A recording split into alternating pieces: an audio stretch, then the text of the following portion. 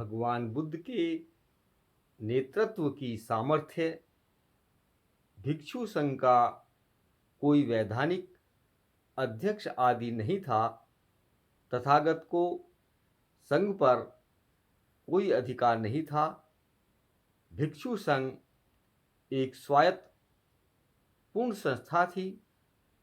तो भी संघ और उसके सदस्यों पर तथागत को क्या अधिकार था, इस विषय में हमारे पास तथागत के समकालीन दो जनों के वक्तव्य उपलब्ध हैं।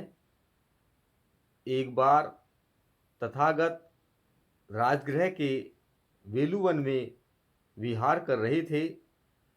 एक दिन तथागत राजगृह में भिक्षाटन के लिए चले, किंतु अभी कुछ जल्दी है ऐसा समझ वह परिव्राजकाराम में सकुलदाई के पास चले गए। उस समय सकुलदाई बहुत से परिव्राजकों से घिरा हुआ था। वे हैं अथवा नहीं हैं कि तात्विक चर्चा करके बड़ा हल्ला मचा रहे थे। कुछ दूर से ही जब सकुलदाई ने तथागत को आते देखा, उसने अपने साथियों से कहा, चुप रहो, हल्ला मत करो, श्रमण गौतम आ रहे हैं, उन्हें हल्ला प्रिय नहीं है। इस प्रकार वे चुप हो गए। तब तक तथागत आ पहुँचे। सकुलदाई ने कहा, भगवान, आपसे यहाँ पधारने की प्रार्थना है। आपका सच्चे हृदय से स्वागत है। चिरकाल से आपका इधर आगमन नहीं हुआ। आपके लिए आसन सुसज्जित है, कृपया आसन ग्रहण करें। तथागत ने आसन ग्रहण किया और पूछा कि क्या बातचीत चल रही थी। सकुलदाई बोला, इसे जाने दें, कोई महत्वपूर्ण बात नहीं, यह कभी भी जान ले सकते हैं। कुछ समय पूर्व जब नाना मतों के श्रमण ब्राह्मण संथागार में इकट्ठे हुए तो उनमें इस विषय पर चर्चा चली कि मगध के लोगों के लिए यह कितनी अच्छी बात है, कितनी अधिक अच्छी बात है कि जितने गणाचार्य हैं, जितने विख्यात विख्यात श्रमण हैं, जितने नाना मतों के संस्थापक हैं, जितने बहुत लोगों द्वारा आदृत हैं, वे सभी राजगृह में वर्षावास करने आए हैं।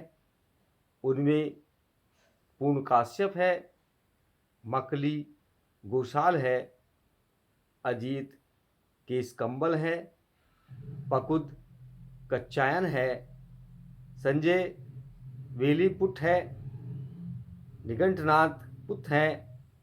सभी विशिष्ट हैं और सभी यहाँ वर्षावास करने आए हैं। उनमें श्रमण गौतम भी हैं, जो संघ के नायक हैं, ज्ञात विख्यात धर्मानुशासक हैं, धर्म संस्थापक हैं, अनेक लोगों के श्रद्धाभाजन हैं। अब इन ज्ञात विख्यात विशिष्ट पुरुषों में कौन है जो अपने शिष्यों द्वारा यथार्थ विधि से आदृत होता है, सत्कृत होता है तथा सम्मानित होता है, और वे कैसे तथा कितने गौरव की भावना के साथ अपने गुरु के पास रहते हैं। कुछ ने कहा, पूर्ण काश्यप का कोई आदर सत्कार नहीं करता, उसे अपने शिष्यों से कुछ गौरव प्राप्त नहीं होता, वे अपने गुरु के प्रति तनिक भी गौरव का भाव नहीं रखते। ऐसा भी अवसर रहा है कि पूर्ण काश्यप अपने कुछ सौ अनुयायियों को उपदेश दे रहा है, तब तक एक शिष्य बीच में ही बोल पड़ा है, पूर्ण काश्यप से मत पूछो, वह इस विषय में कुछ नहीं जानता।